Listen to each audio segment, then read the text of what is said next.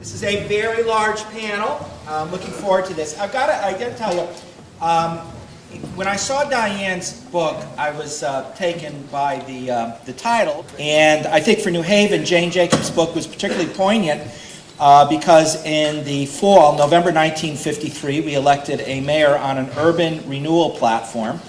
And Jane Jacobs' book came out in 1961 and said, you know, sidewalks are really important. And she saw some things about how cities are organized that other people didn't. Saw the same thing from a very different perspective. Of course, the irony of this is that Dick Lee got money to build things from the federal government that I am now getting money from the federal government to tear down. And I don't think it's so much that it's a public works thing. I think it's sort of us thinking about what's important as a community, and that's how I expect tonight to be about. In the end, the public works are not what's important. It's the infrastructure and architecture of people that are important. And more than anything else, I don't see this, to the extent this is a debate, I don't see this as a choice between reform models based on accountability or educational improvements based on teaching and curriculum. What I see this is about is organizing a community of adults around its young people in an informed, thoughtful, deliberative, argue about it, but then get ourselves together and go build something meaningfully. So I look forward to being part of this tonight, blogging over here. Chris Velarde. And then I began, as I emerged from the Bush administration, became a supporter of choice. I was also active in two very conservative foundations. The Correct Task Force at the Hoover Institution, which has the creme de la creme of very conservative intellectual educators, and also the Thomas B. Ford Foundation. Again, you know, really outstanding, really smart people committed to choice and standards and so forth. So this was my mindset. But what I didn't give up was that I'm a historian and evidence matters. And so after No Child Left Behind was passed, and I supported it along with 90% of the Congress, and Ted Kennedy was, you know, in the leadership and so forth, I began watching as the evidence began to roll in and became increasingly discouraged about the importance of testing and how so many, there was so much with the accountability that involved punishments. And as No Child Left Behind matured, I got concerned that things were not working. But on November 30th, 2006, and this is what Chris refers to, I went to a conference at a conservative think tank in Washington, D.C., and they asked me to be one of the people who summarized the day's papers. And there were a dozen scholarly papers about how's No Child Left Behind doing. And one paper said, well, it's not working in California, choice is not working, the supplementary services is not working. Very few kids are choosing to leave their neighborhood school. And it went on with reports from New Jersey and Miami and California and rural areas. And at the end of the day, I said, it's not working. There was no other conclusion to reach. And that was like, you know, I began to see things differently.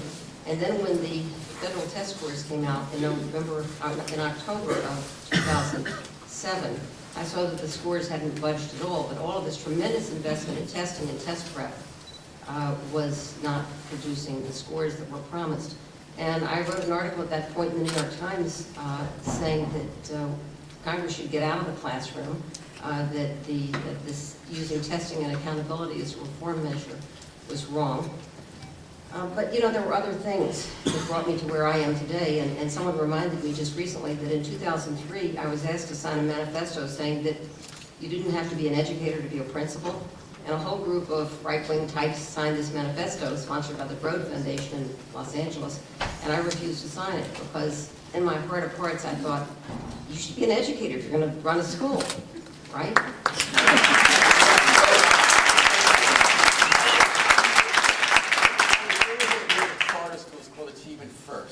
And a lot of these schools develop as a result of No Child Left Behind and some of the philosophy behind that is that every child can learn and that the traditional way of teaching wasn't working. Do you think Diane's right that you need to be coming up through a professional education system to be a good teacher or be a good principal? Are you happy that Kathleen Black, for instance, is going to be the new superintendent in New York? Yeah. Thank you. I think teaching is a profession, and professionals should run the profession. I think there are some real questions about who and how you access the profession and when, and I think that there are opportunities for people, particularly later in life, and I assume that one of the things you're referring to is our teacher certification situation. I think that we as a community need to look to people who have experience in other areas, who want to come into the teaching profession, to really captivate and take that experience. But yes, teaching is a profession, and it should be treated as a profession. Well, Teach for America teachers, are they Teach for America teachers in the Amistad and other Team It First schools? Absolutely. And how are they doing? They're doing very, very well. And they are producing results on a consistent basis, and we hold them accountable for those results. And we are on the whole very pleased with the results that our TFA core members and alumni, some of whom are principals, who've come up through the teaching profession. We're very pleased. And just so people all know, we're talking about Teach for America is a program that inspires people coming, let's say, out of top schools to get a very quick course in how to be a teacher. Look at that from a slightly different angle. The state of Connecticut has certified Teach for America, and I don't presume to speak on behalf of Teach for America. They are our partners, but the state of Connecticut says that the curriculum that TFA has put together for its certification for core members meets the requirements for the state. Tom Burns, you've been a teacher your whole life, and you're with the New Haven Teachers Union. How do teachers you work with react when these idealistic young people are coming in and saying, we have a new way to teach, we're from Teach for America, we're coming into the New Haven schools? How's that working out in your point of view? Personally, it works out great, because if somebody's that idealistic and gung-ho and capable, and they have a solid education background, it doesn't have to be in the education thing. I don't believe we love our TFA people that come and stay. We've probably had some leave that, and I think, I don't know the numbers, but I don't know how many stay, but I hope they come and stay, because they're a welcome commodity for our union. You're talking about having those teachers come in and have that attitude. But one of the things that comes up often is this idea for reform coming from the top down. How important, and Diane talks about this in the book and has some examples of where it didn't work. How important do you think, from a teacher's perspective, it is to make sure that the teachers buy into that system? The system we have now, I got the courage that Mayor DeStefano and Dr. Mayo have shown. He's sitting next to me, so I got to say something nice, but I'll say it anyway. But seriously, the courage that they showed, along with Will Clark, Craig Manamite, and the collaboration that we've had, I was scared to death when I saw they hired Garth Harries from New York. They brought in this lawyer from Chicago. You have no idea. I read all their stuff. Word is you, and you're like, what's going on? Are we going to be like Washington or New York? And I'm going to tell you now, we will never be like Washington, New York, because they don't get it right. We do. So our collaboration is second to none, and I thank you for that. Karen Lott, you're the principal of Catherine Brennan Schools out in West Rock, and you did something interesting this year on this subject. Catherine Brennan was considered a failing school. The scores were low. And the city said, we want you to turn around the school and start from scratch. But they didn't bring in a charter school. You're a conventional school principal. But you got to fire everybody. And you got to hire a whole new school of teachers. And you didn't have to go to Reggie Mayo downtown to ask who to hire, right? You just got to pick a whole school of teachers. Now, what did you think when you did that? Were you looking for Teach for America people? I know we got people in from Virginia, people who never been to New Haven. What were you looking for in a teacher? I think for me, having the autonomy to hire a new staff, I was really looking for people who could buy into the vision that change is possible, that it will be hard work, and really looking for people that had that passion to do the work. It was certainly overwhelming to have the response of teachers who were interested in coming to work at Catherine Brennan as a turnaround school. And while we were looking for certainly qualified people who could bring that quality of instruction into the classroom, it was ultimately just as important for me to find people that had really the heart to do the work and who would take on what we instituted as a longer school day, take on things that we instituted in terms of teachers having to eat lunch with the kids, being there in the morning to greet them as they got off the bus and to place them on the bus in the afternoon. Though those might sound like kind of minor things, the important thing was to really have people who could build relationships with students and really get into the hearts and minds of the young people. So Karen, tell me a story or two about someone you interviewed and how you decided this teacher can do that, or this teacher's not going to cut it, the kind of school I want to build.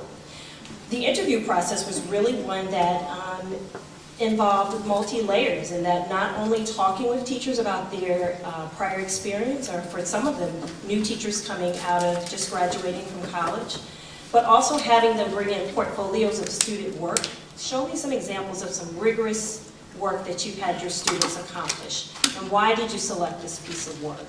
Also having them talk about data. How do you gauge when a student is learning and moving forward and making progress? So what did someone tell you? Tell me someone who really impressed you in an interview. What did they tell you? I think one of the most impressive interviews for me was for a self-contained artistic classroom, and having a teacher... Autistic, you think? Autistic. Because you have a lot of special autistic. education students. Do have a large population of special education students, and the level of work that this teacher brought in and how she talked about meeting the needs of each of those individual students and moving them forward in a way that's meaningful for them and their families. And the work that she showed that was just really not making excuses like these are students that have disabilities, this is what they can't do. It was really all about what they can do. Success. The standardized tests that we use are not very good measures of learning. And many states, probably Connecticut is one of them, invest enormous resources into test preparation. And testing is not teaching. And so we're judging students by these test scores, and they're not really telling us how much kids are learning. They're telling us how much they've been prepped. And many times today, we see kids graduating from high school, going to college, and needing remediation in reading, writing, and mathematics, the very things they've been prepped on for the previous 8 or 12 years. So we have a lot of flawed measures, and we don't have a very good measure of success. I think that success would be having a school, first of all, that has a very rich and balanced curriculum. We've been sacrificing that over these past 8 years. We have many schools that no longer have programs in the arts because they need more time and resources for testing. So we have to have the arts and history and geography and literature and foreign languages. A successful school is one that has a rich and balanced curriculum, that has teachers who enjoy teaching there, that have good working conditions. I mean, I look around this building and I think this is such a beautiful building. It sends a message to the children. We really care about you, and we provided you this magnificent space. I mean, it's a statement to the children when you give them lovely facilities. When you go into a building that's dreary, that sends a message too.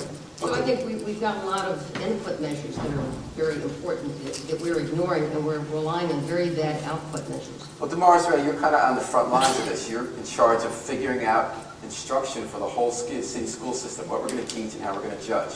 So if some people agree, I know a lot of panelists do, with Diane, that a test score alone doesn't tell us whether a school is succeeding, whether a student is succeeding, how are you going to figure out now whether the kids are learning? Well, we certainly believe in using multiple sources of data when we're looking at student learning and student growth. And so we are really looking at how much is the child growing over the course of the year.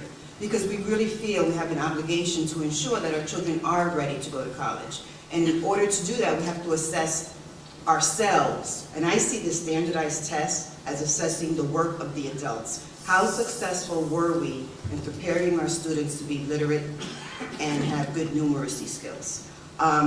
So if students aren't doing well on those standardized tests, which I think Connecticut has a very good standardized test, there's nothing on that test I wouldn't want my child to know how to do.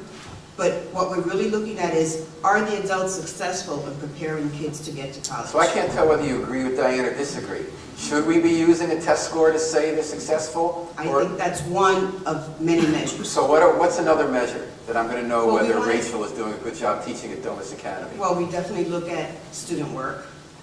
We look at the social-emotional development. I mean, we want to develop students holistically, so we want to create good citizens of New Haven and of the world. Do we put a number on that, or do we have someone who comes in and checks them out? Do we have some kind of set Well, we goals look of at what they're going to learn? certain indicators, for example, the suspension rate. If many students in a school are being suspended, what is the learning climate in that building? And are we developing our kids to make good choices so that they're not involved in significant infractions that result in suspension. So we do look at a variety of data to determine the success. Reggie Mayo, you've been in charge of the school system before people were even talking about No Child Left Behind, and you've heard these discussions over and over, a new idea of how we're going to decide who's doing well, who's not doing well. What have you concluded about the way to tell whether a school is succeeding or whether a teacher is succeeding? How do you think you can look at your whole school system and figure that out? Well, certainly not anything that's easy, Paul. If I just may say something about this whole notion that you guys were talking about just a minute, and then I'll try to get to that, about whether a person can come in actually and teach without having the background. Well, let me just say that back in 1967, I was one of those people. Went to a special program at Southern for college graduates, called an intensive program for college graduates. Did not have certification to teach. I took 2 courses. I did a 15-minute student teaching lesson, and I was thrown in the classroom at troop school with 120 books, and they closed the door. How did you do? I've been around for 42 years, Paul. So let me just use that as an example that, you know, I think what happens with Teach for America, when we do find bright and great people they lead, they've got to stay around 42 years like I've stayed around. That certainly has been a problem for us. Let me just say success has been defined by certainly the No Child Left Behind Act, and I certainly don't agree with that by saying 100% of your kids are going to be proficient by the year 2014. That's the simplicity that they've come up with, just that one statement for achieving success. We know that success for teachers and success for the students, it means a lot more. If you're going to succeed in life, you need a lot more skills. You need a broader curriculum, as Diane has just stated. You need kids to have music in their lives and literature in their lives, and you need to teach kids about discipline, and you need to teach kids about interpersonal skills in order to succeed in life, and how to manipulate through things. And yet people are looking at you, Reggie, in a way they didn't look at a superintendent 20 years ago. They're saying, show me the proof. They're saying, you're not going to get more money out of Obama administration unless you show me they've learned something. I want to see some numbers. So how do you balance that? If you're going to have to produce results to show them something they can measure, but you believe in your heart that it can't just be a test score. Well, we've come up with three things that we think are important to happen. I mean, 3 goals. Close the achievement gap, which we're working at. We think that's important. We think it's important that young people stay in school. And we're talking in New Haven about cutting that dropout rate in half in 5 years. Kids can't learn if they're not in school, Paul, so we're saying we're going to try and keep our kids in school. And next of all, we're going to prepare our kids for college. And we're not going to just have our kids to graduate, but we're going to have them prepared for college, whether they attend or not. That's an option that we certainly want them to have and be successful in college. And of course, to be able to try to provide some financial support for our young people if they do decide to go to college, and that's what the Promise Program is all about. So I'm just saying. I have 4 children school age. 3 of them are in charter school now, and I have another one that is in the engineering magnet school. This is his first year, and not because he wasn't doing well at Amistad Middle School, but because this specific school was a perfect fit for him, since he always wanted to be an engineer when he grows up. So I decided, you know, looking at the information, looking at the goals of their school, I said, let me change my son and let's see, you know, how this. Well, why did you choose a charter school? Did it have anything to do with the different rules for 3 out of your 4 kids? They were in Celentano. I had 4 of my children in Celentano. After that, my second oldest went to Betsy Ross Magnet School, which was an excellent school. She learned a lot. But having 3 in Celentano, which was at the moment a failing school, I decided that I needed to move my children because I want them to succeed in school. Well, Henry Fernandez, you've seen this from a lot of points of view. You have a child in Edgewood School, the conventional public school in New Haven. You studied schools around the country for the Skrupski Foundation, and you watched Amistad develop as a charter school here. Do you think that people who criticize tenure had a point, or do you think that teachers have gotten a raw deal and that they're having a harder time doing their job well because of this push for accountability? I actually thought the point in the book about that when you actually look at the data, that there's no good information with regard to tenure at schools that have tenure versus schools that don't have tenure, schools that have unions versus schools that don't have unions. So I think that's really pretty much an open question. I would say if you look at kind of two states that are right next to each other, Mississippi and Alabama, the Alabama Teachers Union is so strong that there's actually two budgets in Alabama. There's the budget for schools, and there's the budget for everything else. And right next door in Mississippi, there's it's much more right-to-work state, and so you don't have that kind of power at all in terms of organized teachers. And I would suggest that probably no one here, particularly if your child is African American or Latino, would want to move to Alabama or Mississippi to have your kids educated. So I actually think it's probably moot. You know, it's kind of an interesting thing that gets thrown out there and probably doesn't have a whole lot to do with whether schools are great or not. That being said, I do think that it winds up that for some reason, and I think there were some interesting reasons, not all of which I necessarily agree with, posited in the book, but for some set of reasons, folks who care very deeply about educating children have chosen to fight over this issue. And whoever wins on this issue, it probably, at the end of the day, doesn't have a lot of impact on how effectively children are educated. We just heard from two parents here, and I know that some of you are parents, some people watching are parents.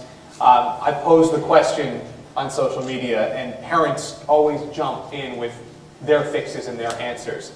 Those are the involved parents, and let me bring in Gary Highsmith, who's a city school product principal now.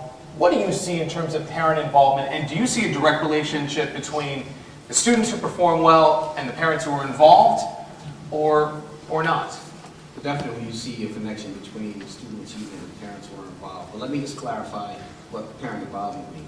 It doesn't mean that parents show up and have a bake sale. Although bake sale is good, fundraising is nice, that's a good thing. But when I'm talking about parent involvement, I'm talking about the kind of parents who engage in certain specific parenting practices that lead to the student being successful. Certain kind of language development activities, reading to the kids, having conversations about college and why school is important, making that a priority. It goes without saying that if you have a parent who makes sure that their kid does what they're supposed to do in school, the chances that that kid will be successful increase exponentially. Now, it's incumbent upon us to do three things to get ourselves out of this crisis, I think. One is that we have to teach our way out of it, as Linda Darling Hammond says. You have to have quality instruction, quality teachers, and effective instruction.